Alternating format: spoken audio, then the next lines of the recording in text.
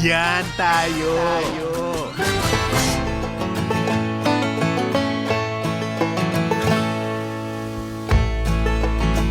Ala, tuloy-tuloy tayo. Marami nagbabantay dito sa ating susunod na guest, katulad nitong si Gina, yung kapatid ko si Gina sa Dubai at si Chinky sa Las Vegas nanonood ngayon para subaybayan itong ating sunod na guest. Nasa Zoom natin si Muriel San Juan Maghirang. Ito yung kinikwento ko sa inyo mga kaibigan kanina na taga Santa Cruz, Laguna, gumagawa ng lechong tilapia. Parang hindi nakakapaliwarang. Sabi ba, inihaw lang yan. Hindi, lechong tilapia. Natikman ko to. Good morning, Muriel! Good morning po, Sir Noel. Ang ganda ng aura mo ngayong umaga. Ang aga mo magising. Pasensya ka na, maaga kitang nagising, ha? Wala naman po problema. Wala po. Ayos lang po. Ayan, oo. Pag-usapan natin itong Muriel. Lechong tilapia. Opo. Bakit tilapia yung naisip mo? So, bali po yan, Sir. Nagsimula po yan noong 1960 sa lolo't lola ko. So, ngayon, kasi nga malawak yung nyugan nila. So, time na yun, wala silang mapagdalag. So, nakaisip nilang isama nila yung habang nag-iihaw, pinapahira ng gata, parang sa lechong baboy. Ganun ang ginawa nila noon. Yun yung base sa kwento ng nanay ko kasi dalagita pa si nanay. Nung anong yun, dalagita pa siya nung parang grade 6. Oo. So ayun, tapos namana na ng mga nanay ko, tsaka halos lahat kami magpipisan, yung apo ng lola ko, ayun, natutong gumawa ng lechon talapia. Teka muna, 1960 pa kamo gumagawa na kayo ng lechon tilapia? Yes po, yes po. Yung mga lolo ko, hindi pa ako buhay nun eh. Oo. So, pamula hindi na putol, tuloy-tuloy yung paggawa. Opo, every May occasion dito po sa Pamilya San Juan, hindi po nawawala yung lechon talapia. Oo, tapos ikaw na yung nagpatuloy ngayon. Opo. So, bali, nung pandemic, ginawa kong hanap buhay.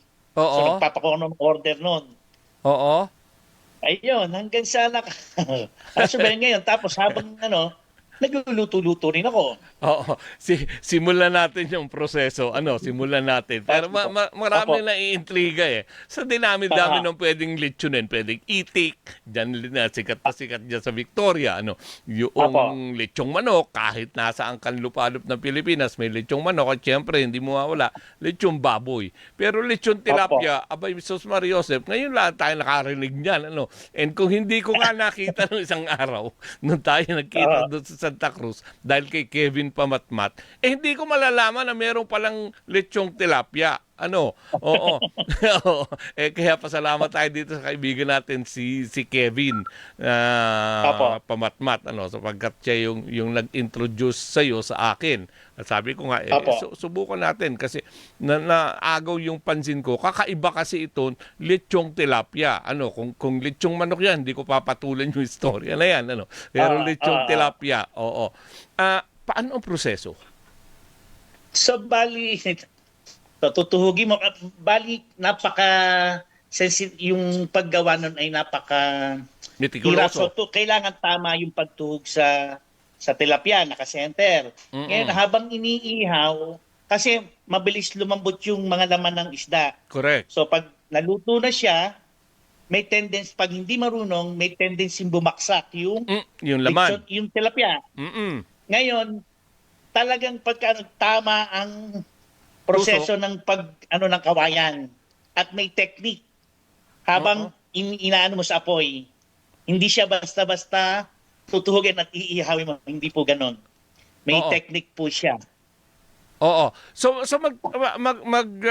itatanong nung iba na itutuhog mo, ilalagay mo sa apoy, parang inihaw na tilapia. Saan papasok yung lechon style?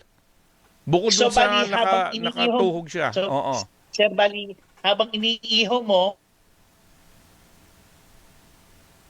pinapahira mo siya ng gata. Ulit. Habang nasusunog siya, sabay na nasusunog yung Yung gata doon sa katawan ng isda. Gata ng nyog, ano? Gata po ng nyog. Opo. Oo. 'Di ba ang lechon, baboy o manok, pag Opo. nililitsyon mo, pupunasan mo siya nung parang toyo, parang Mantika. yung Opo. mantika, oo. Pero yung sa'yo, gata ng nyog. Yes po. Gata po ng nyog. Oo. Ano pa yung Okay? ibang sangkap? Asin, meron din bang ganon? Asin, paminta, tapos meron pa po kaming nilalagay na tanging sikreto Ay, siyempre, para siyempre. maging Oo. para maging malinamnam po yung lechon talapia. Oo, ay siyempre hindi ko na Ah, babanggitin kung ano yung sekreto na yon. Pero sabi ko nga sa opo. mga listeners natin na Muriel kanina, natikman ko siya, Opo. ano. Wala pa yung sausawa noon, yung talagang dinikman ko yung as is, no. Ang lasa ko is correct me if I'm wrong, ang lasa ko ay parang lechong manok. Tama po. Oo. Parang gano'n, parang manamis-namis na yung Yes. gano'n. Tama ba ako? Gawa po. Opo. Gawa po nung gata, sir. Okay. Oo. So, bali, kung merong samaps, merong sarap to the bone, yan po, sarap to hanggang palikpik, di ba, sir? Sinisip-sip yung ano, di ba? Eh, Kasi doon pumupunta yung gata, sir, sa may mga palikpik, kaya hindi ko pinaputol. oo. Oo. Sa akin, ginutay-gutay ko yung ulo eh. Ang Oo. pinakamasarap sipsipin yung ulo, sir, pagka yung, Yes. tapos lalo na kung may sukat bawang, na pasensya na, hindi ako nakapagdala noon. So, ang sausawa niyan, suka at bawang lang, tsaka sili, Yes syempre. po, na may chili, Oo. na yun lang, walang ano. Kaya lang sukang nyog. Oo, mas maganda yung suka, yung tuba, kumbaga, ano. Yes. Yes po, yung galing sa tuba. Oo, yung sukang Mindoro kung tawagin namin yan eh. Oo. Teka muna, Yun po. gaano Mm. katagal mong niluluto ang tilapia? Actually, mga 10 minutes. Ang Saglit sandali lang lang. po siyang lutuin, sir. Ang Oo. mahirap ay yung proseso ng paggagawa, yung pagtutuhog, kasi hindi, pagkabili mo sa palengke, lilinisin mong maigi Mm-mm. hanggang wala kang makikitang ultimo isang kaliskes. Tsaka yung mga Kinakaliskisan isang, siya. yes po. Wala pong kaliskis yung nakain nyo noon, sir. Oo, kaya pala sabi ko, bakit parang walang balat ito? Parang gano'n, ano? Yes po. Oo. Akala nyo lang may kaliskes dahil gawa nung naglatik po yung gata, yung mga Oo. sapal ng gata. Oo. Kasi Oo. usually Muriel, 'di ba, pag nag-iiho ka ng tilapia, hindi mo kakaliskisan, 'di ba? Yes po. Para Yan po firm. ay walang kaliskes. Pero napansin ko nga doon sa iyo, parang ang linis. So walang kaliskis Opo. 'yun. Opo. Kasi, tsaka yung hasan niya, yung bito, ultimo, kaprasong bito ka, wala kang makikita niyan, or Mm-mm. kapirasong ano, para mawala po yung lansa. Yung lansa. Tsaka yung Oo. dugo, hugas na hugas 'ya, ano, kumbaga. Yes po. Tapos Oo. pagkatuhog ko, sir, pinatutulo ko muna siya Oo. para pag iihaw ko, tuyo na siya. Tapos yung gata na lang, pag inihaw mo, juicy na siya. Tapos ang malalasahan mo, yung gata na lang. Ayun. Buti hindi lumalaglag yung laman. Ulitin ko, ano, buti hindi lumalaglag yung laman habang iniihaw mo. Abang inihaw, yun po yung sikreto, sir. Yun. Dandahan lang. Dandahan sa apoy. Oo. Tama lang sa apoy. Tsaka may sikretong pagpipihit. Kasi pag ultimo dito po sa amin, dito mismo sa baryo namin sa Patimbaw, ginagaya, hindi po magaya. Kasi yung iba, ang ginagawa dito sa amin, pag naglilitsyon sila, hindi kinakaliskisan. Mm-mm. Tapos iniiyaw sa parilya. Mm-mm. Sabi ko, hindi pa nila alam yung ano niya. Kahit taga rito na sila sa amin. Oo. So dyan sa lugar ninyo, kayo lang ang gumagawa ng lechon tilapia. Opo, pero kaya lang may nakakamanan na rin yung mga kaibigan, pero hindi pa nila makuha yung perfect talagang paglilitsyon. Eh bakit naman sila maglilechon? Eh, di bumili na lang sa'yo. Magkano ba isa sa yung isang lechon tilapia? Doon po, ang benta ko noon nung pandemic, nung time na yon yung, kasi ang dalawang kilo, ay 5 piraso, ang benta ko po noon is 180, sir. Nung Teka time na pandemic. Ngayon, Oo. may nag-o-order, pagka ang benta namin, 250. Kaya lang, sa 1 kilo, 2 piraso. So, binibenta namin 250. Ayun po. Malaki na yon. Kung 1 kilo, Malaki po. malaki na yon, 250. Pwede na. Opo, half Pwede kilo yun. na. Half kilo na po yun. Pwede na, makakakain na doon sa 1 piraso. Pwede na doon ang hanggang 4 na 5 katao ng Yes. ulam, di ba? Yes po. Pwede na po. Yun. Tapos, napansin niyo po, kasi yung ginawa kong presentation po, pagdadala sa inyo. Yun nga ang yung i-discuss saha ko. na saging. Oo, yung saha. So, bali wala po nun pag nagbebenta ako nun. Kaya, binebenta ko na nun ng 180, yung ano. Tapos, inaalis ko na po sa, yung kawayan, yung tuhugan, Oo. ibabalot ko na sa dahon.